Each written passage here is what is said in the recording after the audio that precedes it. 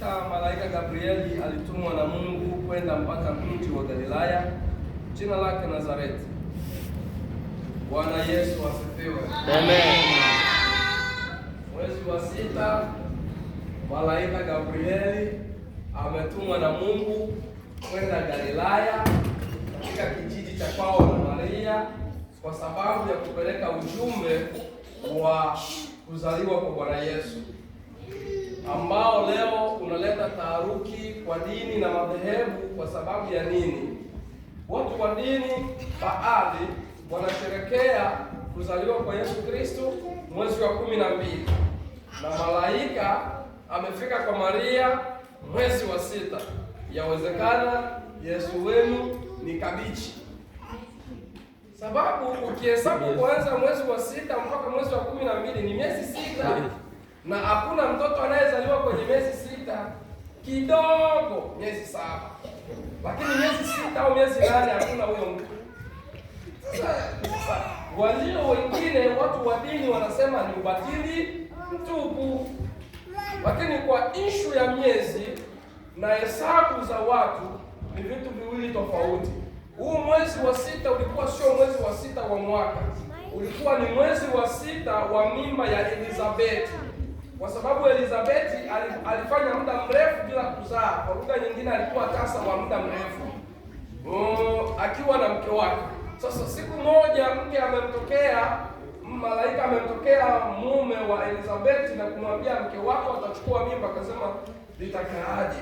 Mimi tayari ni mzee na mke wangu ni mkongwe, hilo litakaaje? Malaika akamwambia, kwa sababu hutaki kuamini maneno yangu, utakuwa bubu mpaka pale mkeo atakapojifungua, ndipo utasema. Ina maana Elkana alikaa bubu mpaka siku Elizabeth amejifungua. Alipoona mtoto na kupata akili ya kusema huyo ataitwa nani? Yohana. Ndiyo mimba ambayo imemzaa Yohana Mbatizaji. Kumbe mimba ya Yohana Mbatizaji kueneza miezi 6, ndiyo siku ya kwanza malaika anashuka kusema na nani? Kusema na Mariamu habari ya mimba ya Yesu Kristo. Bwana Yesu asifiwe. Amen.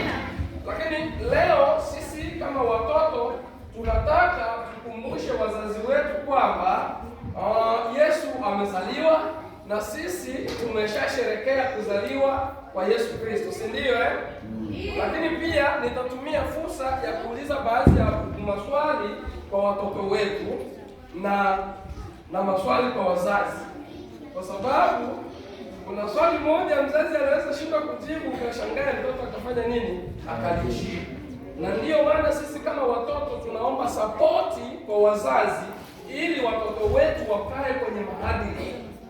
Pale utakaposhindwa kumwelekeza mtoto mlango wa kanisa akiwa mtoto, ni vigumu ameshakuwa mtu mzima uanze kumtuma wapi? Kanisani. Jamaa shaanza kusuka zake rasta, unamwambia twende kwa kanisa, hata kuelewa. Bwana Yesu asifiwe. Amen. Watoto mbele ya Yesu. Hivi mama yake ya Yesu ni nani? Maria. Mariamu. Hivi baba yake ya Yesu ni nani? Yusufu. Baba yake ya Yesu ni nani? Okay, nimeeleweka. Hivi malaika walileta ujumbe ngapi kwa tukio ya kuzaliwa Yesu? Ule baba pale. Ujumbe 3. Malaika walileta ujumbe 3. Waanze kuhesabu hizo ujumbe. Ujumbe wa kwanza ni malaika amekutana na nani? Ujumbe wa kwanza ni wa malaika amekutana na Maria. Anamwambia Maria, salamu uliyepewa neema, Bwana yu pamoja nawe. Ndio hiyo salamu ilimfanya Maria atetemeke, kwa sababu alishindwa kuelewa anayemuuliza ni nani na kwa nini aseme amejaa neema. Akamwambia usiogope na maneno mengine. Ujumbe wa pili ulienda kwa Yusufu. Kwa sababu nini kwa Yusufu? Yusufu alifika sehemu akataka kumwacha mkewe Mariamu kwa siri kwa sababu kuu mbili. Sababu ya kwanza, Yusufu alikuwa ni mtu wa haki. hakutaka kumwaibisha nani? Mariamu. Kumbe nini? Unapotaka kuwa mtu wa haki, usitake kumwaibisha mtu mwingine hata kama amekukosea, si ndio?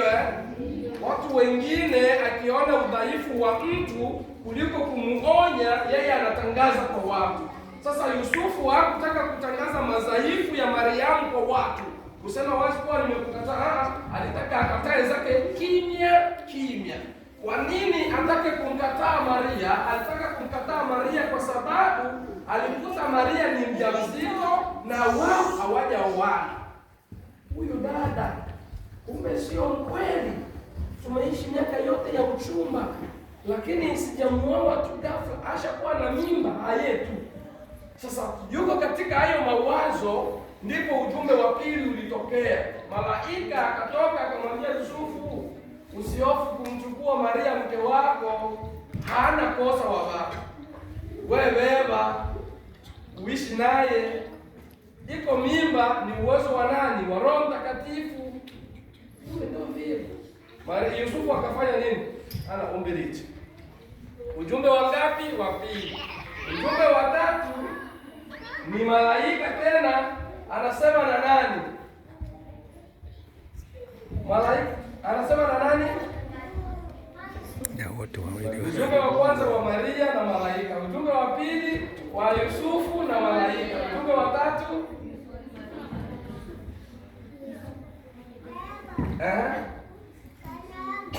ujumbe wa tatu ni wa malaika Yusufu na Maria. Yusufu. Ujumbe wa tatu ni wa Yusufu na Maria. Yusufu na Maria, huku Yesu ashafanya nini? Aishazaliwa. Yesu aishazaliwa. Malaika akamwambia Yusufu, hauna habari. Lakini kabla ya huu ujumbe wa Yusufu na Maria, siku tu wakati tu Yesu amezaliwa, kuna ujumbe mwingine ambao malaika walienda kuambia wanani? Wachungaji porini. Wakawaambia kuwa tayari mfalme ameshafanya nini? Ameshazaliwa. Ujumbe wa tatu sasa, malaika akamwambia Yusufu, umekaa hapa. Utakiwa kukaa hapa, chukua huyu dogo na mama mkimbie Misri. Kwa sababu nini? Mfalme ana mpango mbaya juu ya nini? Juu ya mtoto. Hivi watoto mbele ya Yesu hivi, kwa swala ya kuzaliwa Yesu, sisi wa Afrika tuna haki ya kujisifia hilo? Tuna haki ya kujisifia hilo? Waafrika tuna haki ya kujisifia kwa tukio ya kuzaliwa Yesu. Kwa sababu nini? Sisi ni mmoja wa mchango wa kuokoa uhai wa Yesu Kristo. Kwa sababu mfalme alipoplani mpango wa kumuua mtoto, malaika alimwambia baba wa mtoto na mama wa mtoto mkimbie wapi? Misri. Ambayo Misri iko wapi? Afrika. Kumbe nini? Katika kuzaliwa kwa Yesu, sisi wa Afrika tusijione kuwa tuko nyuma. Kuna watu wengine wanasema Yesu hakuzaliwa kwa sababu ya Waafrika, amezaliwa kwa sababu ya wazungu. Lakini angalia, miongoni mwa walezi wa Yesu wa Afrika tumo. Kwa sababu nini? Aliwindwa katika nchi za wazungu na akakimbia katika nchi ya Waafrika, tukawapokea, wakalelewa vizuri. Kwa sababu malaika alisema, uende utarudi mpaka pale nitakapokuambia ufanye nini? Urudi mbele ya Yesu. Tuna sababu ya kujivunia kuzaliwa kwa Yesu, kwa sababu miongoni mwa Waafrika walimlea Yesu. Mbele ya Yesu. Na wazazi wetu, huo ndio ujumbe tulitaka tuseme na nyie leo. Kama watoto tumesherekea Yesu amezaliwa, na hivyo tunachoomba ni sapoti ya wazazi wetu kutusapoti sana, kutupeleka kwenye ibada na kuturuhusu kuwa karibu na walimu wetu, ili litakapotokea na sisi kuandaliwa, tuandaliwe kweli kweli, ili siku moja. Kwa sababu nini? Sisi watoto wa leo ndio wamama wa ujenzi wa kesho, ndio wachungaji wa kesho, ndio wainjilisti wa kesho, manabii na makuhani wa baadaye. Sasa kama mtashindwa kutusukuma kanisani tutashindwa kuishi katika nidhamu ya dini na tamaduni za Kikristo. Na tukishindwa kuishi katika tamaduni za Kikristo, tutachukua tamaduni za dunia. Kesho utakuwa mgogoro. Na Mungu wa mbinguni atubariki. Amen.